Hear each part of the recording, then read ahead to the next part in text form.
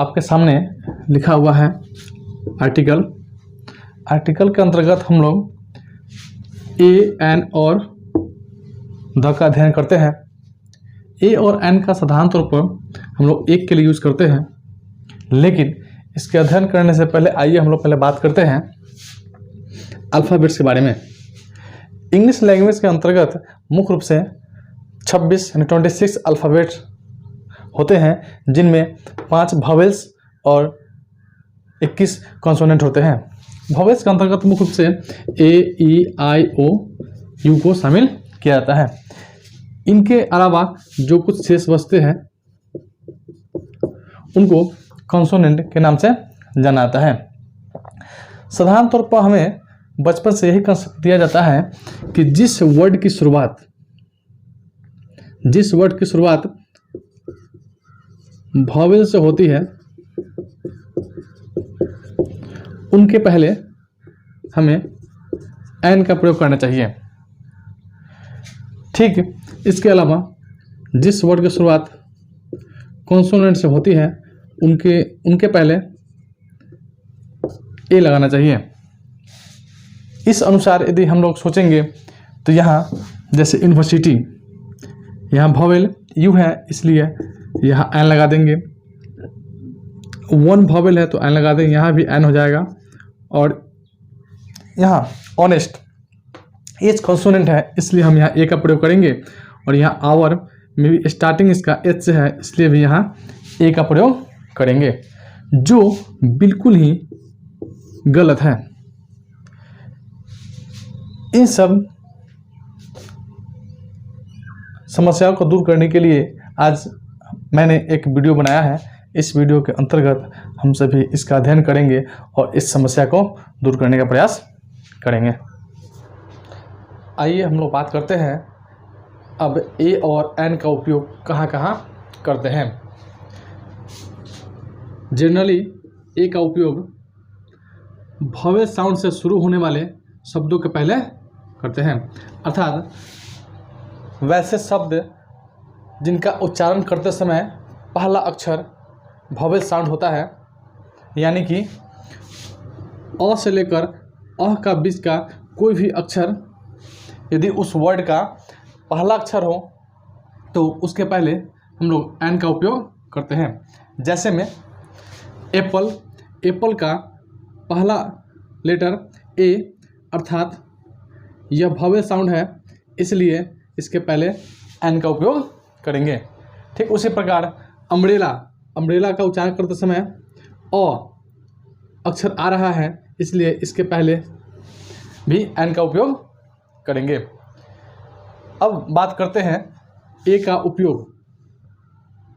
ए का उपयोग generally consonant sound से शुरू होने वाले शब्दों के पहले करते हैं, अर्थात जिस वर्ड का उच्चारण क से लेकर ग तक के अक्षरों में से किसी से भी होता है उसके पहले ए का उपयोग करते हैं। जैसे में कैट, कैट का उच्चारण करते समय यहाँ क आ रहा है इसलिए इसके पहले ए का उपयोग करेंगे। इसके अलावा बॉल, बॉल में बो आ रहा है इसलिए ए बॉल का उपयोग करेंगे। आइए इसके अलावा हम लोग कुछ और एग्जाम्पल से इस डाउट को क्लियर करते हैं। जैसे यूनिवर्सिटी, यहाँ यू वॉवेल है लेकिन इसका उच्चारण करते समय यूनिवर्सिटी अर्थात य आ रहा है इसलिए इसके पहले ए का उपयोग करेंगे। वन वॉवेल है परंतु इसका उच्चारण करते समय यहाँ व अर्थात व्यंजन ध्वनि आ रहा है इसलिए इसके पहले ए का प्रयोग करेंगे। यूरोपियन में यह है इसलिए ए का प्रयोग करेंगे। अब यहाँ थोड़ा ध्यान देने वाली बात है कि ऑनेस्ट, ऑनेस्ट का उच्चारण अ आ रहा है इसलिए यहाँ पर ए न करके बल्कि एन का उपयोग करेंगे। ठीक उसी प्रकार यहाँ एच तो कॉन्सोनेंट है परंतु इसका उच्चारण करते समय यहाँ अ यानी कि आवर आ रहा है, इसलिए इसके पहले एन का उपयोग करेंगे। इस प्रकार ए और एन का उपयोग कहाँ कहाँ करते हैं, लगभग इसकी जानकारी हमें पूरी तरह हो गई होगी। आइए कुछ सब एग्जाम्पल के सहारे अपने कॉन्सेप्ट को और भी ज़्यादा पक्का करते हैं। जैसे में ही इज एन आर्टिस्ट होगा, क्योंकि आर्टिस्ट का उच्चारण अ अक्षर से हो रहा है। Ram is dash engineer, engineer का उच्चारण ई से शुरू हो रहा है, इसलिए इसके पहले एन आएगा। My friend is dash honest player, यहाँ ऑनेस्ट का उच्चारण भी अ से शुरू हो रहा है, इसलिए इसके पहले भी एन आएगा। Your father is dash doctor, doctor का उच्चारण ड से शुरू हो रहा है, इसलिए इसके पहले ए आएगा। C is dash beautiful girl, beautiful अर्थात ब से शुरू हो रहा है, इसलिए इसके पहले भी ए का उपयोग किया जाएगा। इस प्रकार हमें उम्मीद है कि ए और एन का उपयोग पूरी तरह क्लियर हो गया होगा। तो आइए अब जानते हैं द का प्रयोग कहाँ कहाँ करना चाहिए। उससे पहले हम लोग कुछ बिंदु को जान लेते हैं जहाँ द का इस्तेमाल नहीं करना चाहिए। जैसे में language, the Hindi,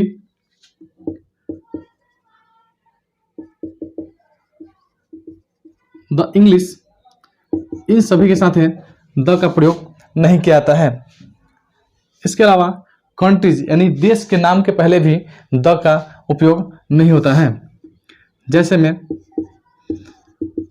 I live in the India, ऐसा न कह के हम सीधे तौर पर बोल सकते हैं I live in India. Name अर्थात नाम के पहले भी द का प्रयोग नहीं होता है। जैसे में ही इज द रवि, ऐसा नहीं बोल सकते हैं, इसे ही इज रवि कह सकते हैं। इसके अलावा सिटी यानी शहरों के नाम के पहले भी द का प्रयोग नहीं होता है।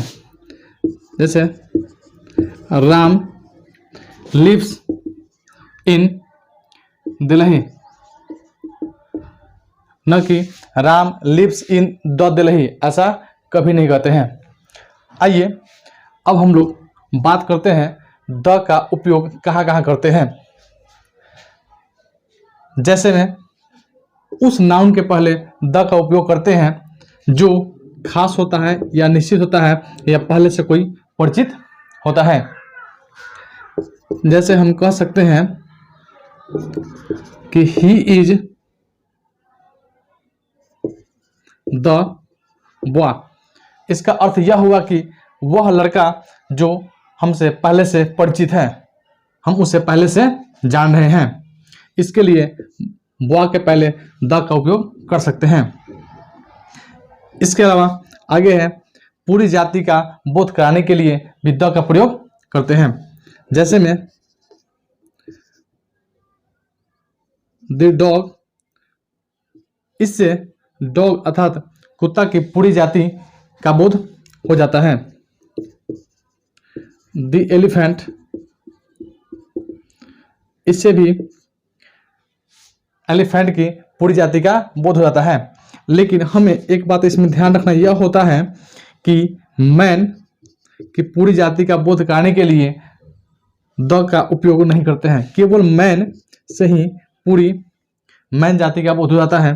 साथ ही इसके अलावा वोमेन से भी पूरी जाति का बोध हो जाता है। कभी भी द मैन या द वोमेन का उपयोग नहीं करते हैं। इसके आगे है रिवर्स, नदियों के नामों के पहले भी द का प्रयोग किया जाता है। जैसे में द गंगा,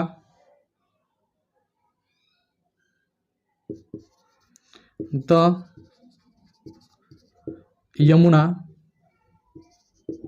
etc। इसके आगे होली बुक्स अर्थात पवित्र ग्रंथ के नाम के पहले भी द का उपयोग होता है, जैसे में the Quran, the Gita etc। Newspaper अर्थात समाचार पत्रों के नाम के पहले भी द का उपयोग किया जाता है, जैसे में the Hindustan, the New York times etc। इस प्रकार उम्मीद है कि आर्टिकल ए एन और द पूरी तरह क्लियर हो गया होगा। फिर भी यदि आपको कहीं कोई प्रॉब्लम है तो आप कमेंट करके ज़रूर बताएं और इस वीडियो को लाइक शेयर करना ना भूलें, ताकि आपके साथ साथ और लोगों को भी यह जानकारी पहुंच सके। धन्यवाद।